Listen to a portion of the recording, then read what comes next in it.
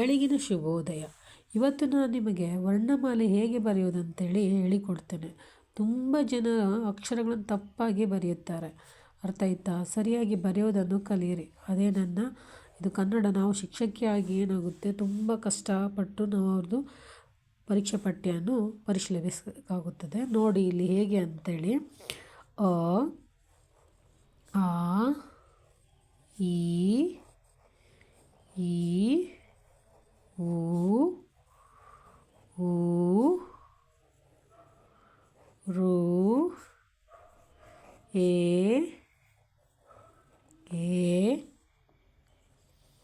I, ಓ, ಔ. ಇಲ್ಲೇ ನಿಲ್ಲಿಸ್ಬೇಕಾಗುತ್ತೆ. ಅದು ಕೆಲವೊಬ್ಬರು ಕೆಳಗಡೆ ತೊಗೊಬರ್ತಾರೆ, ಅಷ್ಟು ಕೆಳಗಡೆ ತೊಗೊಂಬರುವಾಗಿಲ್ಲ. ಆ ಹೀಗೆ ಬರೆಯೋದು. ಇದನ್ನು ಸ್ವರಗಳು ಅಂತ ಹೇಳ್ತೀವಿ. ಆ ಇಂದ ಅವು ತನಕ ಇದು ಸ್ವರ. ಅಮ್ಮ ಯೋಗವಾಹಕಗಳು, ಅನುಸ್ವಾರ, ವಿಸರ್ಗ. ಇದರಲ್ಲಿ ಹ್ರಸ್ವ ಸ್ವರ ಮತ್ತು ದೀರ್ಘ ಸ್ವರ ಬರುತ್ತೆ. ಅ, ಈ, ಉ, ಎ, ಓ ಇದು ಹ್ರಸ್ವ ಸ್ವರಗಳು. ಆ, ಈ, ಉ, ಎ,